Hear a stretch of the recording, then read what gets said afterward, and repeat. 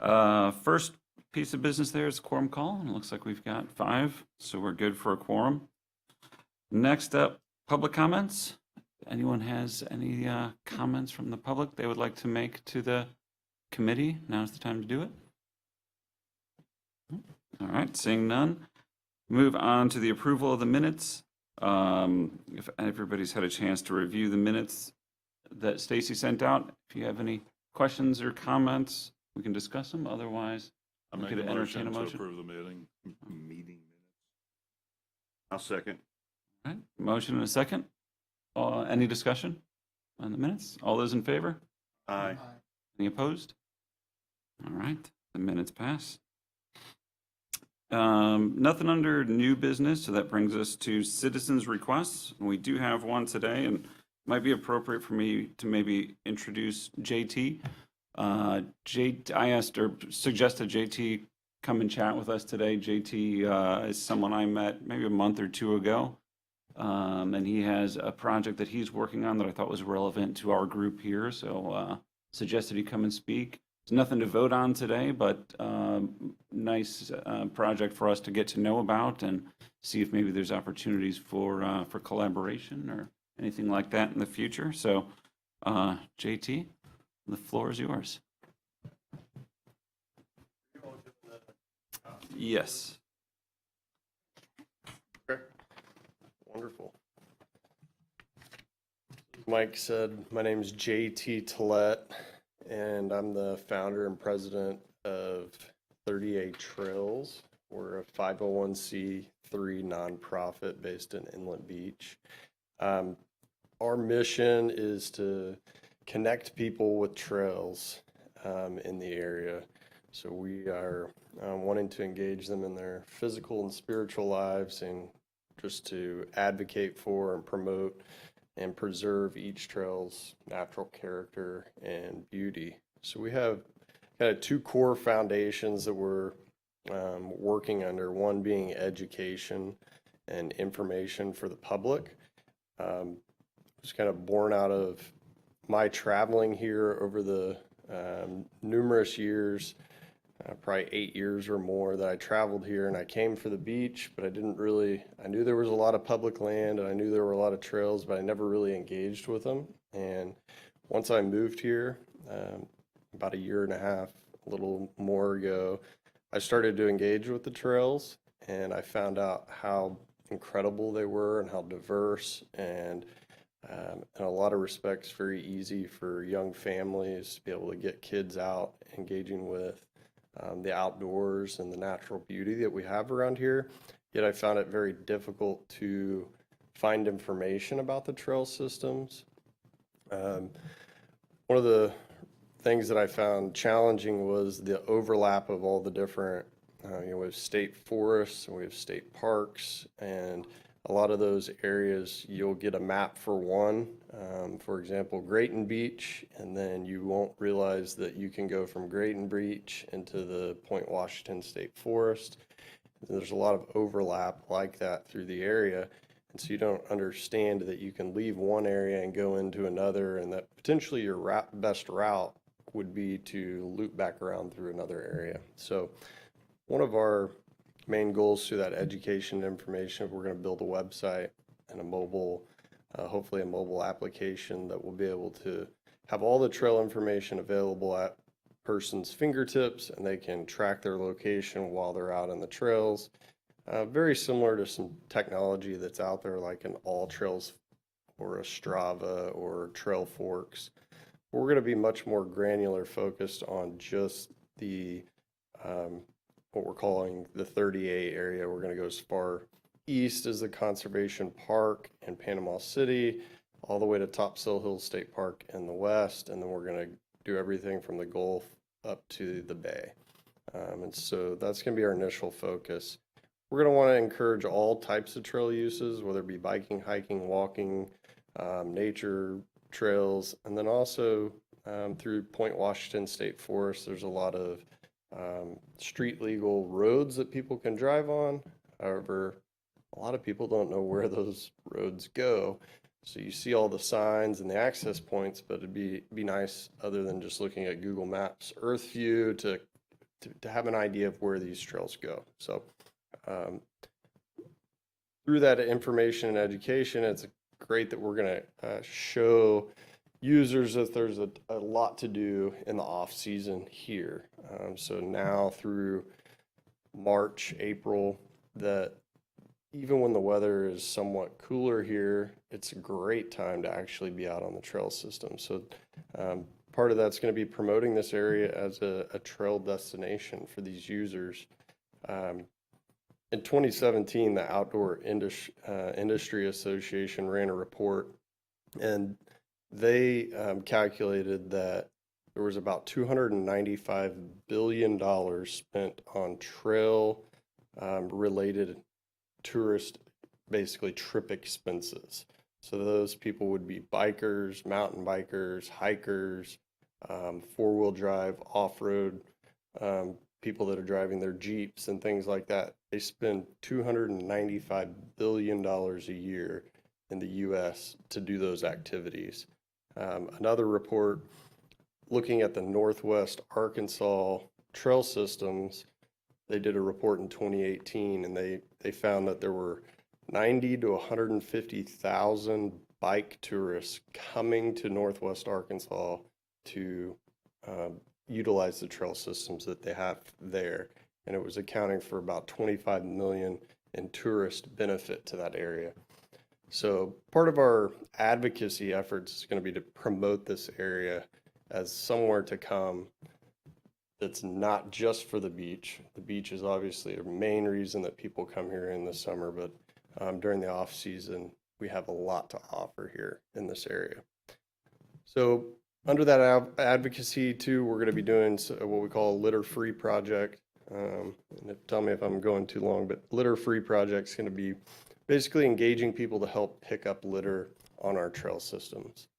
The other day I spent 30 minutes on the Tempucci Trail on 30A, and I picked up two kitchen trash bags completely full in literally 30 minutes.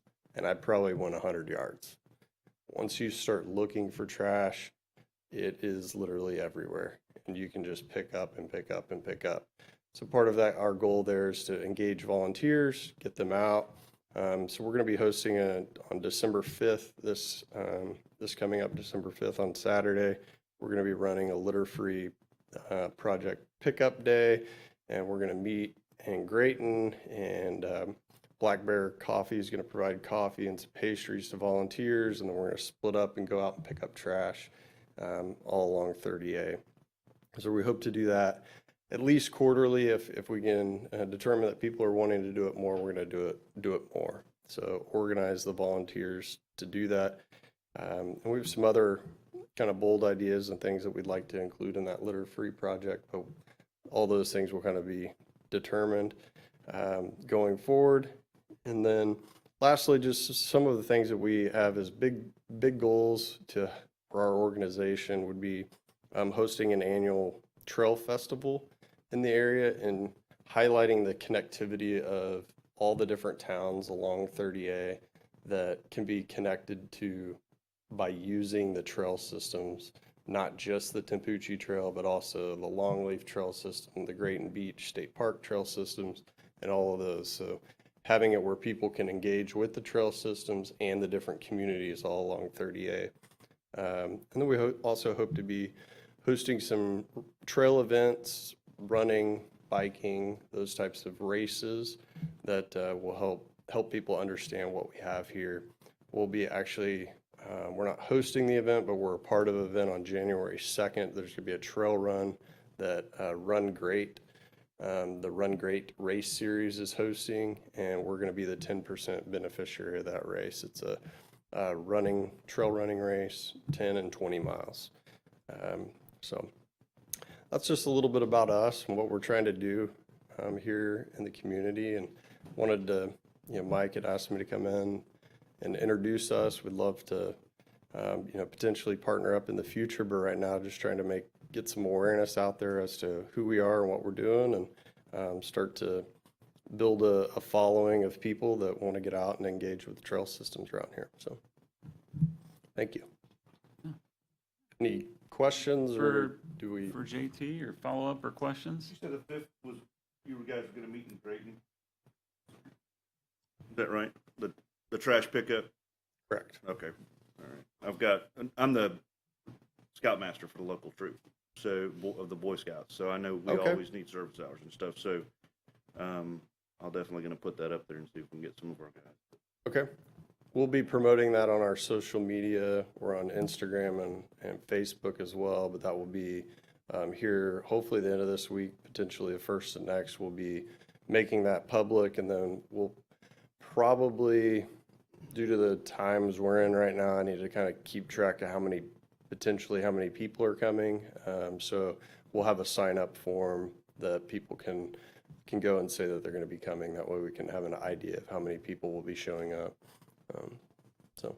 I know all the high school kids are always looking for hours, Okay. volunteer hours. Yeah, they need those too, yeah, for the to bright graduate. futures. Yeah. My son included.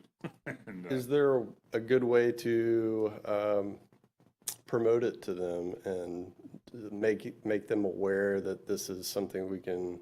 probably direct to the athletic director or something, maybe at the school. Yeah, or guidance counselor, that's who I go Guidance through counselors. with volunteer. Well, yeah, that's hours actually for even State better. Park with the high school kids. If you go to the guidance counselor, they keep a list of, My son's a folks. biker and he needs hours, and he always is like, he's biking up and down 38 every day. So, Great. Okay. Well, I will reach out to the guidance counselor. I personally have a middle schooler, and I've thought about making it a something that her, soccer team's aware of and things like that, whether or not they can get a few of the kids out to do that. So I personally will have my family out there. I wanted to make it a very family-friendly atmosphere where families can get out and do it together. And it shouldn't be, they're not going to be covering huge, long distances or anything like that, but hopefully be able to split people up and cover an area. You mentioned you were having a race January 2nd. Yes, sir. Who's the event coordinator? Run Great, so GRYT race series. They're Bill Gibson? Bill Gibson, yes, sir. He just launched that sign up back in, I think it was last week. And that will be through Point Washington State Forest. I've also encouraged JT, and I think he has, to reach out to some of the other TDC departments and marketing, and there's event marketing programs that the TDC does as well that I think can help incorporate, trail activities or trail events into some of the marketing programming and things like that. So something to keep in mind as this committee continues to meet, looks for destination improvement opportunities. I think the trails are a great opportunity to get people off the beach, maybe attract a different type of visitor, or a visitor who wouldn't otherwise consider the destination because maybe they're uneducated about what we've got. And JT and his group are working hard to do that. So I think somebody that a group that we should stay in close step with as you continue to develop your programming and what you guys have going on. Thank you, Mike. All right, Thank you. thanks. We've got no old business on the agenda, so that brings us to Brian with a couple of project updates. Thanks, Mike. Hurricane Sally post-storm efforts. As we know, the hurricane rolled through here, did cause some beach erosion. The 38 corridor already critically eroded by coastal engineering standards, so it did suffer some. We had to close down one of our neighborhood beach accesses in the Seagrove area. It's the Holly Lane neighborhood beach access. It was structurally compromised. It drug enough sand out from around the pilings that it didn't leave enough embedment depth. So we've gotten approval to do some quick fixes on it, which we're working on, and we'll probably have to rebuild that one altogether, which we'll seek approval from the BCC to do that. A few other ones we closed temporarily because the surf had got up underneath them. We've now since added a few steps to the bottom of them, and we'll continue to do that. We actually closed one this weekend for the same thing. All of these will be in the Seagrove, Seacrest Beach area where we have very little beach, and it's the water's edge is real close to the bottom of the dune. So, but we announce those typically on our website. And, but if you got any questions, if you see one closed or anybody inquiring with you, you can direct them to my office and we'll give them the skinny on it. We also met with the federal and state emergency management team to do a post-storm damage assessment on the engineered section of our beach, which is from the west side of Topsail to the Okaloosa-Walton County line. So that beach was renourished in 2006. And any beaches that have been previously renourished or referred to as an engineered beach are eligible for federal and state funding. First step of that is to have a post-storm damage assessment, and we submit that to those different agencies. They review it, and then they'll let us know if we are eligible and if there's how much we would be funded would come our way. If there is, if that determination is made, it then would be a decision by the Board of County Commissioners would have to make to pursue a beach renourishment project. So recap on that, only for the beaches that have been engineered, and it is an opportunity to possibly receive funding. If the funding is appropriated, the BCC still has to make a decision to pursue a project like that. Pursue would mean determining residents' desire or opposition to a project, design and permit efforts, and then seeking additional funding if it's required. So funding could come in any amount that may cover some of it, not all of it. The TDC, one of the pennies or one quarter of the tourist development tax is earmarked for beach renourishment activity. So we have money in reserves to handle post-storm events. But so that process doesn't have a timeline. It could be, a year or a few years, but as we are made privy to more information, we'll share that with this group and, of course, post it on our website. Any questions about Hurricane Sally, post-storm activities? I have one, Brian. Sure. I know it's gonna come up at some point, maybe not directly to me, but county nourishment. There's a distinguishment between private and public beach access. Right. So on an engineered beach, they have an established erosion control line. And so the project we call the West End Joint Destin Project was more of a extension of the beach and bringing the flat sandy portion of the beach up to a certain elevation, which differed from the Hurricane Storm Damage Reduction Project, which we took on really came to culmination in the 2014, 2015 time frame, where it was primarily a sacrificial dune placed at the toe of the dune or against the bluff. So in the case of a project on the western end where these funds may be made available and the BCC decides to pursue it, it would probably be that same kind of project.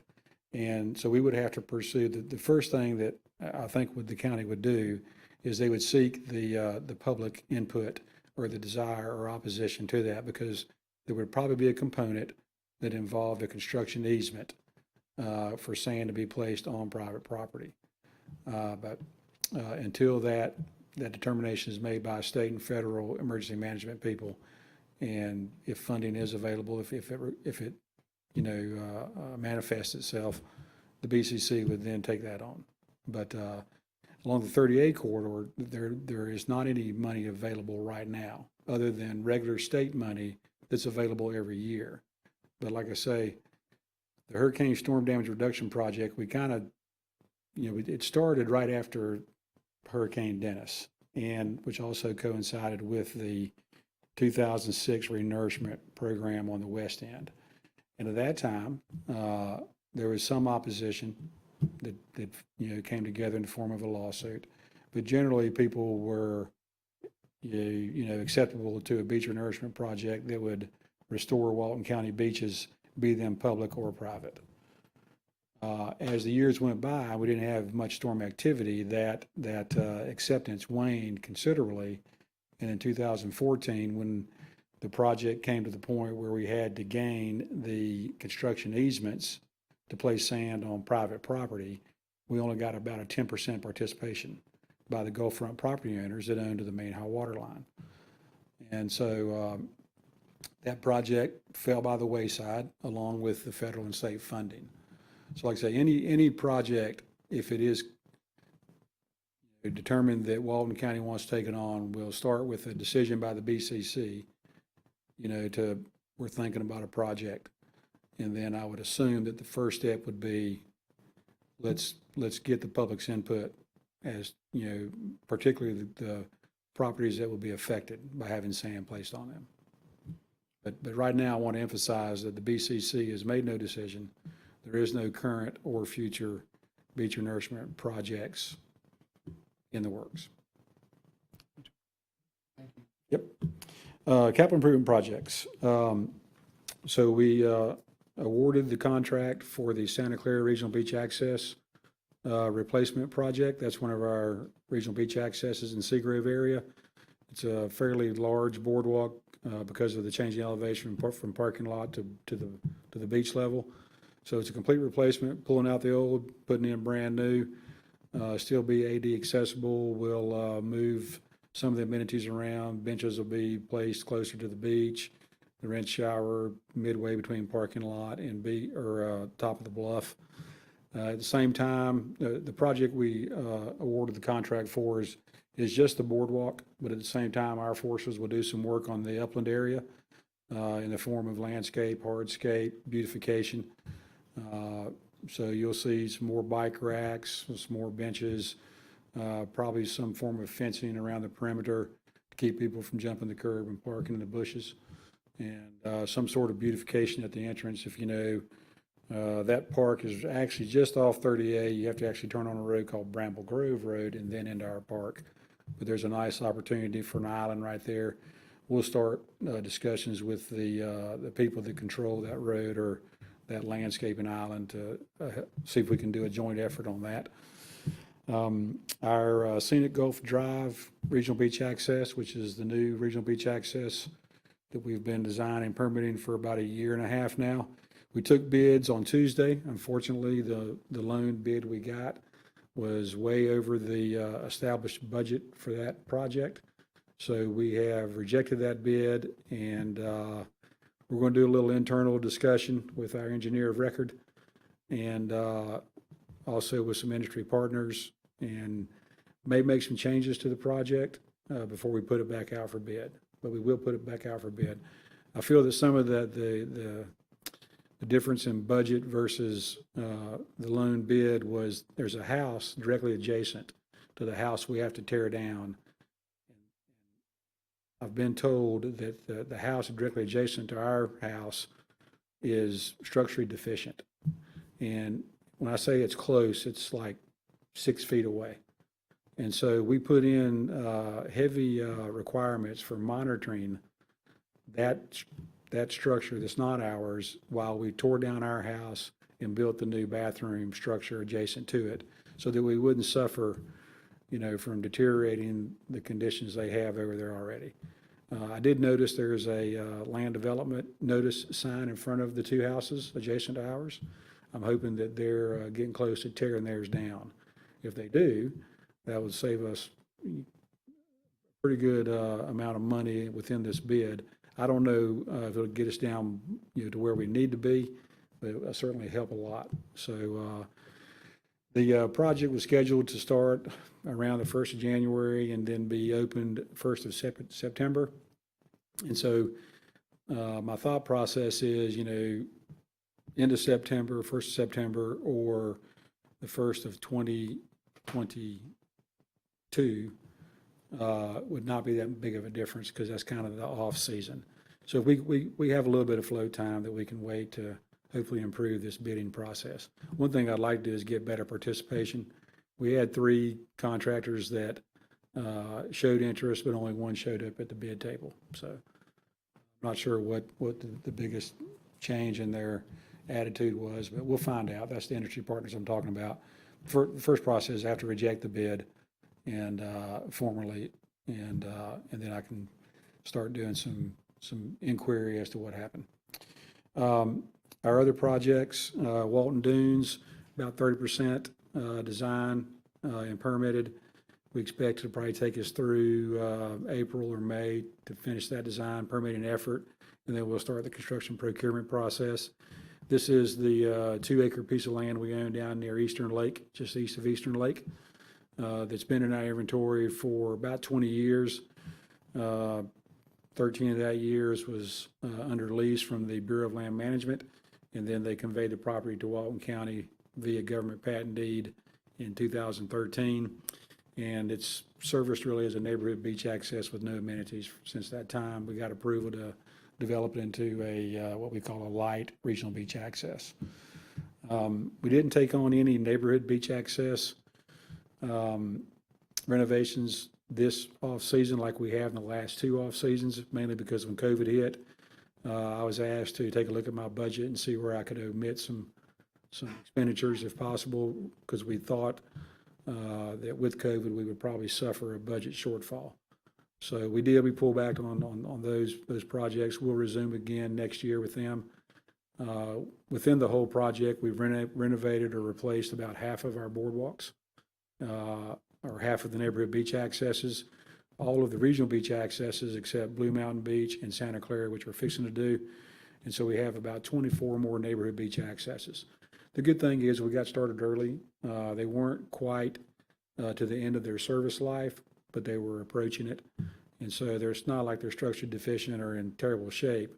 We just saw opportunity to get started on the capital improvement project, and we did, and it's a good thing we did. So Seagrove Beach, regional beach access, about 85-90% design and complete, or design and permit completed. We expect to start it in January or February. And once again, it'll be a 8 to 9 month project to open up in the fall or early winter. It's a nice, about 100 feet of beach down in Seagrove across from Cafe 30A. Kind of a hard lot to build on. That's why it hadn't been developed, but our engineer did a good job. And we think it's going to be a nice project. So, out on that front. Any questions on capital improvements? When are you commencing the Santa Rosa? The Santa Clara? Santa Clara, sorry. So the contract was approved to be awarded on Tuesday.